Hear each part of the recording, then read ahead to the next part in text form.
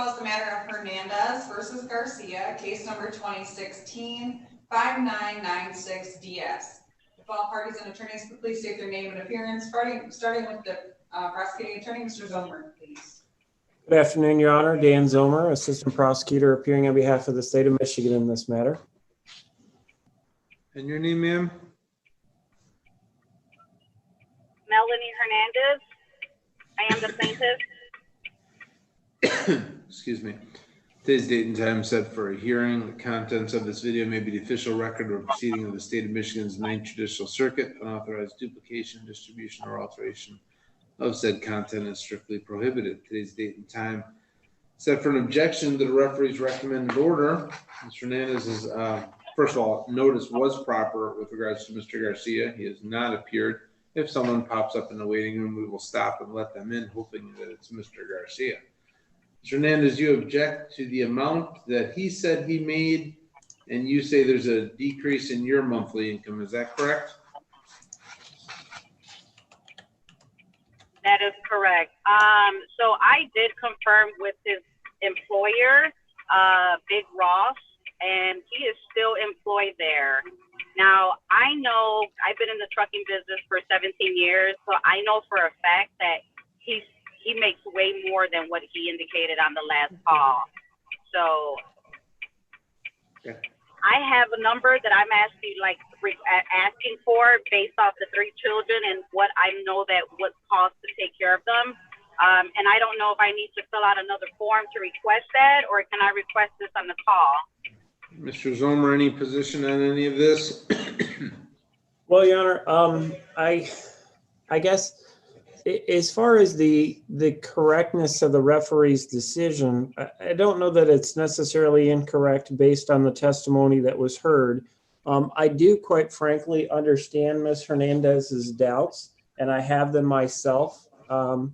The employer that he identified, I did the best that I could to try to track them down and verify wages, because she and I spoke after the hearing, and it was her belief already on the day of the hearing that he had greatly minimized his wages. And unfortunately, the name of the employer that he provided on the record during the hearing, to the best of my ability, and I certainly don't claim to be infallible, but I can't even find that employer, let alone verify his wages via that employer.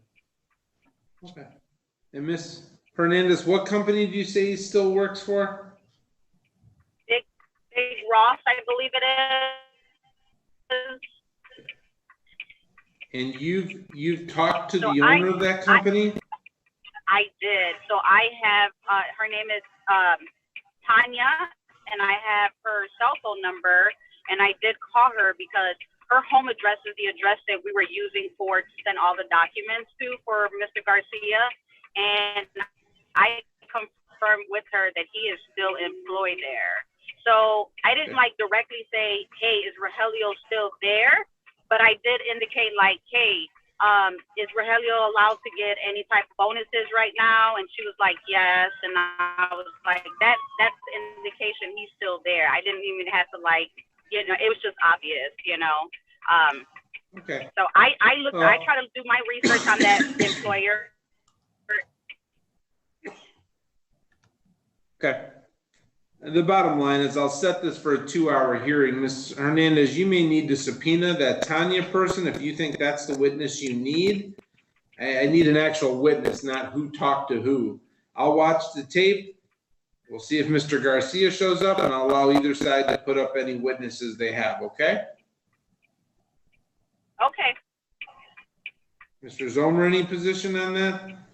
No, Your Honor, I don't have any problem with the court scheduling this matter for an evidentiary hearing. Like I say, I had some concerns myself, especially after the information that he provided on the record, I was completely unable to verify. So I think that's probably an appropriate way to resolve the case. Quite frankly, if the court accepts his testimony as presented, then the referee's decision is probably correct. It was the application of the Michigan Child Support Formula based on the testimony that was provided to the court.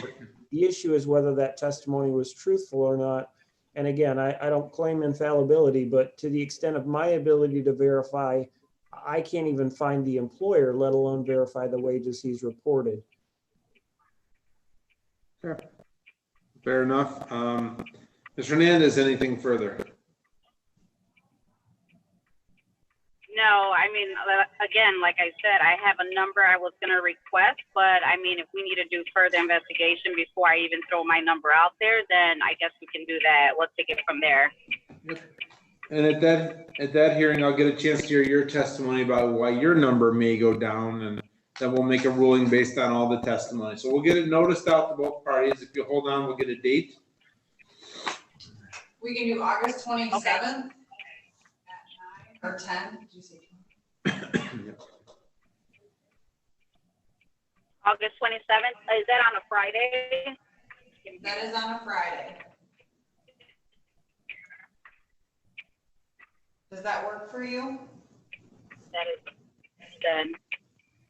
My daughter is leaving to the Air Force, and her party is actually go-away party is that day. I'm sorry, what was that? My older daughter, she's leaving to the Air Force, and her farewell party is on the 27th of August. Oh, So that's what I was asking. Is that I'm sorry? It's during the day? It's that entire weekend out of town. Oh, okay, I'm sorry. But yeah, so my question was, if it's a Zoom call, that's fine. Yeah, Zoom. But if it's an in-person, Yeah, but it's by Zoom. okay, that's perfect. I can do that day. Okay, do you want 9 or 10 o'clock? I'll take 9 a.m. 9, okay. August 27th at 9. Okay. Okay. All right, all priorities remain in effect. We'll see you on that day. Thank you, Mr. Zomer, for appearing. Thank you, Ms. Hernandez. Thank you, Your Honor. Thank you, guys. Have a great day.